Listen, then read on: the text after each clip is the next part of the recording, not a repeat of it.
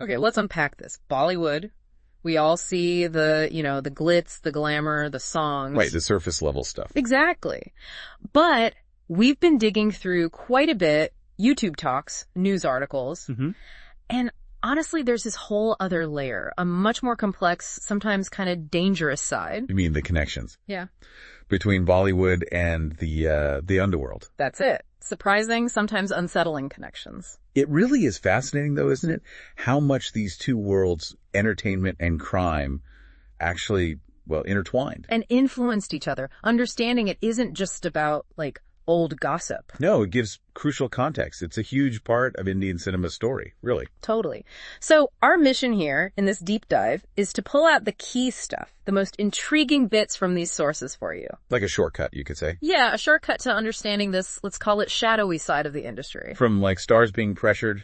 Right, allegedly coerced, to films being funded with dirty money. And the impact it had on actual people, actual celebrities. It really makes you think, doesn't it? Well, have you ever watched an old Bollywood movie, maybe admired a star and just wondered, is there more going on here? Forces working underneath it all. Yeah, that's kind of what we want to shed some light on today. Okay, so where do we start? The beginning.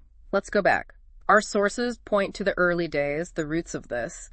We're talking, surprisingly, the 1930s, 40s in Mumbai. Ah, right. And the trigger was largely the strict liquor laws back then. Seems so. It basically paved the way for underworld figures to rise up. Yeah, the Bombay Prohibition Act. It essentially created this massive market for illegal liquor. And that opened the door for guys like, who are the early names? Well, the sources mentioned Varadajan Mudaliar, Karim Lala, and Haji Mastan. Right, Haji Mastan. He comes up a lot. He does. They built their power through smuggling liquor, illegal recovery rackets, gold smuggling, that kind of thing. So they've got this power, this money, and then they look towards Bollywood. Apparently so. Haji Mastan seems to be one of the first big ones involved, especially with financing films in the 60s and 70s. Why then specifically? Was it hard to get funding otherwise? Very. Traditional banks, like the Reserve Bank of India, often saw filmmaking as, too risky. High risk, yeah. And private lenders, they charged insane interest rates. So it created a gap. A vacuum that someone like Haji Mastan could step into. Exactly. And reports suggest he had ties with huge stars. Dilip Kumar, Raj Kapoor, Dharmendra. Wow.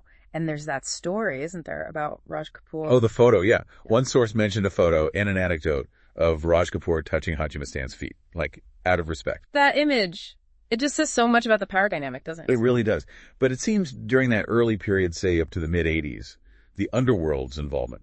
It was illegal, obviously, but maybe less overtly violent. Some sources suggest they kind of saw themselves as businessmen, just operating outside the usual rules. That's a key point.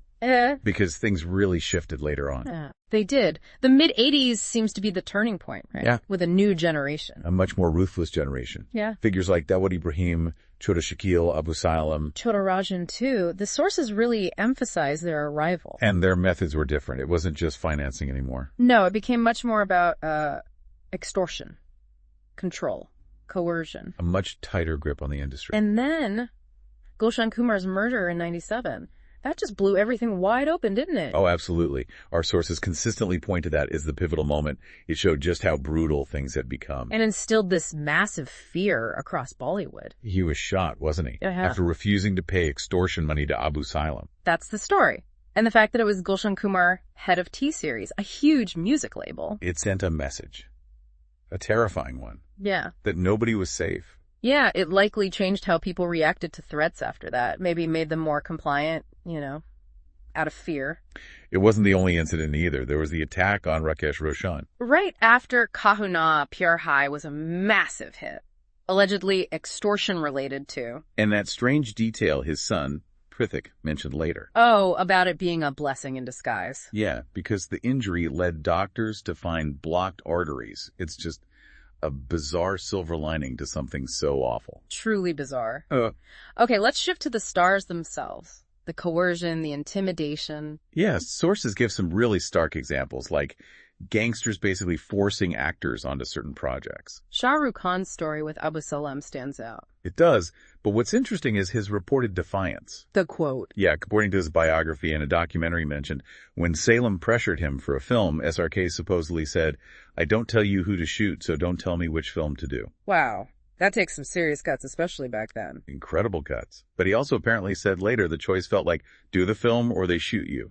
So the fear was real. Then there's Rishi Kapoor. He actually met Dawood Ibrahim, didn't he? He did. He wrote about getting threats, being summoned to Dubai. And his reason for going. Well, his stated reason was method acting research. Slight chuckle. You have to admire the creativity, I guess. But he went. He did. And apparently he even told Dawood he should come back to Mumbai and face the music. Which Dawood declined. Unsurprisingly, yeah.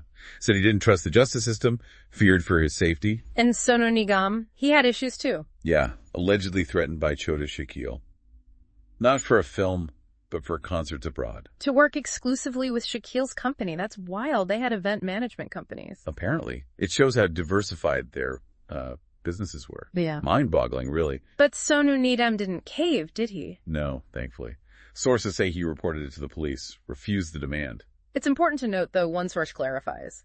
While he reported a threat claiming to be from Shakil, an FIR might not have been filed, and the initial approach was more like a business proposal. Right. Maybe not overtly abusive at first, but the threat was definitely underlying it. Still, him pushing back, reporting it, that shows some resistance was happening. Okay, so let's talk money. How did the Underworld actually pump cash into Bollywood? Well, it was mostly black money, right? Profits from their other illegal stuff, smuggling, extortion. Finding a way into film production, especially in the 90s and early 2000s. Exactly. And the film Chori Chupke Chupke from 2001. That's the big one everyone points to. Yeah, allegedly financed by Dawood's D Company. It caused a huge stir, investigations, legal trouble for people involved. And this is where Preeti Zinta comes in again. Her testimony. Incredibly courageous. Sources highlight she was apparently the only actress who openly testified against the Underworld in court. Despite facing threats herself. Yes. And one source quotes her saying later, if she'd known how little support she'd get from the industry, she might have thought twice. That's rough. And she had that advice, didn't she, about phone calls? Oh yeah, avoid answering calls from +92 numbers Pakistan's code because they might be recording you. Chilling. Really chilling. Which brings us inevitably to Sanjay Dutt. Yeah, his case is probably the most high-profile intersection of Bollywood and the Underworld. His connections were known, and then the arrest after the '93 Bombay blasts. Because of the weapons. Right.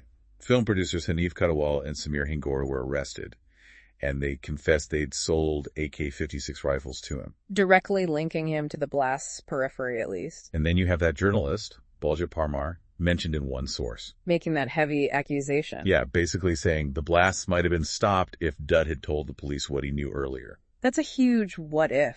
But what was Dutt's side of it? What his defense, according to the sources, was basically that he felt he had no choice. The threats were constant. Law and order felt weak.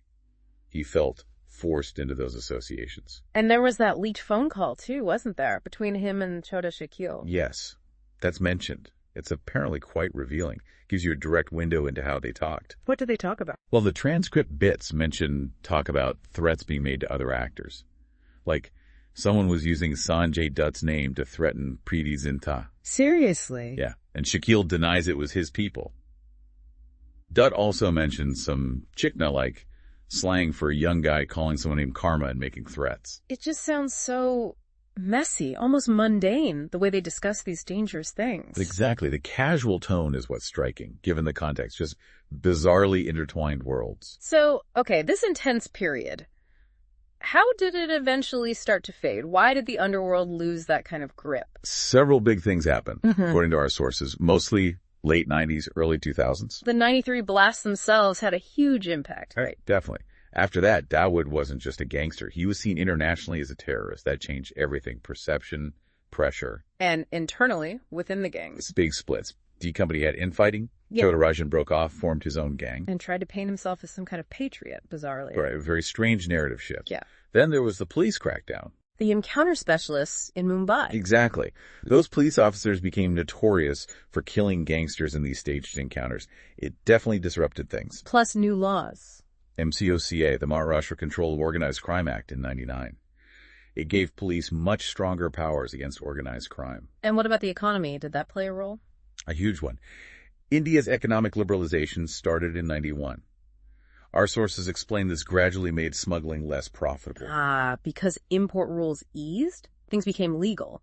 cutting off a major revenue stream. Precisely. And at the same time, Bollywood started becoming more corporate. Meaning more legitimate funding sources opened up. Banks, studios. Exactly. Less reliance on shady money.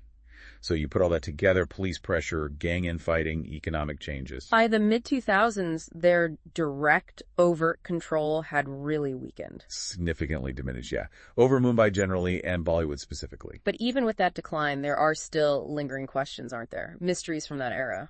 Absolutely. And perhaps the most tragic and enduring one is Divya Bharti's death in 1993. Still officially unsolved, right? Accidental fall from her balcony. That's the official ruling. But, as the sources point out, there were odd details.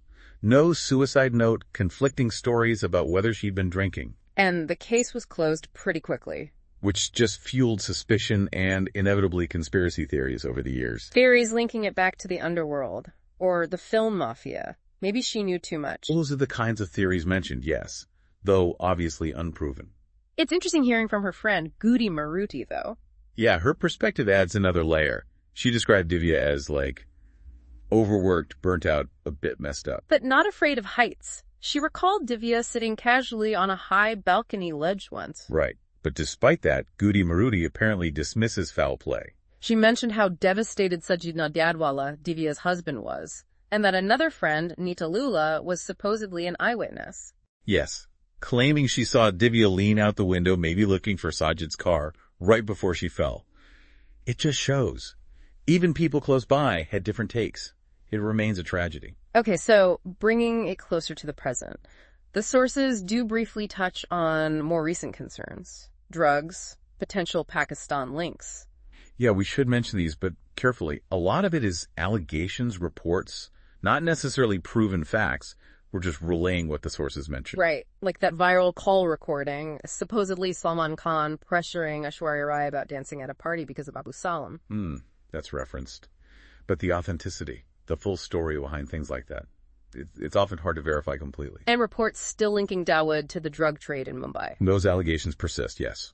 Sources mention claims he still supplies a large chunk of illegal drugs there. And there was that Narcotics Control Bureau, the NCB investigation, Right. Involving Vicky Goswami. Right, a drug supplier. Yeah. The suggestion in some reports was that his network might have tendrils reaching into Bollywood, but again, often speculative. So wrapping this up, it's clear this relationship, Bollywood and the underworld, it's been incredibly complex, long-running too.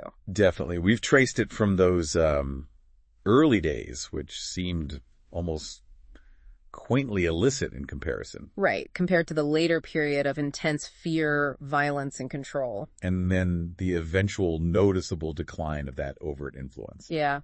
But even if that direct grip has loosened, the history is there. The stories, the impact, they still resonate, don't they? They absolutely do. They raise ongoing questions about the industry, its vulnerabilities, its past. Which leaves us with a final thought for you, the listener, to chew on. Okay. Thinking about everything we've discussed, this whole history, how might those past dynamics, those shadows, still subtly influence Bollywood today? Even if it's not obvious. Interesting. Like the psychological scars on people who live through it, or maybe less visible connections that still linger somehow. Exactly. Just something to consider. How much does the past really stay in the past?